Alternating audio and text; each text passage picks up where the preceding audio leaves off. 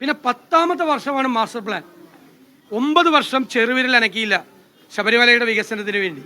10ാമത്തെ വർഷം ഇലക്ഷൻ മുന്നിൽ കണ്ടുകൊണ്ട് ശബരിമലയുടെ മാസ്റ്റർ പ്ലാനുമായി ഇറങ്ങിയിരിക്കുന്ന കപട ഭക്തി പരിവേഷക്കാരെ ഞങ്ങൾ ജനങ്ങളുടെ മുന്നിൽ തുറന്നു കാണിക്കുന്ന രാഷ്ട്രീയ ദൗത്യം, ഞാൻ അടിവരയിട്ട് പറയുന്നു, പൊളിറ്റിക്കൽ മിഷൻ ആണ് ഞങ്ങൾ ഏറ്റെടുത്തത്.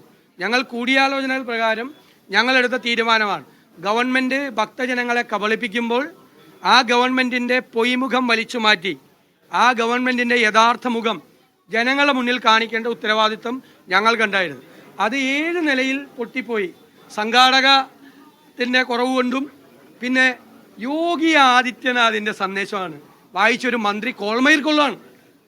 UDF ഗവൺമെൻറ്റിൻ്റെ കാലത്ത് ഒരു ദേവസ്വം ബോർഡാണ് ഇങ്ങനെ ചെയ്തതെങ്കിലോ എന്തായിരുന്നു കേരളത്തിൽ CPMൻ്റെ പ്രചരണം? പിണറായി വിജയൻ വേദിയിലിരിക്കുന്ന സമയത്ത് യോഗി ആദിത്യനാഥിൻ്റെ സന്ദേശം വായിച്ച് ആവേശഭരിതനാകുന്ന ദേവസ്വം മന്ത്രിയെ കണ്ട് എത്ര BJPക്കാർ കോരിത്തിരിച്ചു കാണും. പിന്നെ വിദ്വേഷം പ്രസംഗം നടത്തിക്കൊണ്ടിരിക്കുന്ന ആളുകളെ ആനയിച്ച് ആ വേദിയിലേക്ക് കൊണ്ടുവന്നത് എന്ത് സന്ദേശമാണ് കൊടുക്കാൻ ആഗ്രഹിക്കുന്നത്?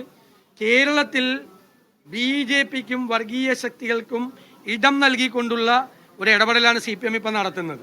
വർഗീയ ശക്തികൾക്ക് സ്പേസ് ഉണ്ടാക്കി കൊടുക്കുന്ന പരിപാടിയാണ് CPM ചെയ്യുന്നത്.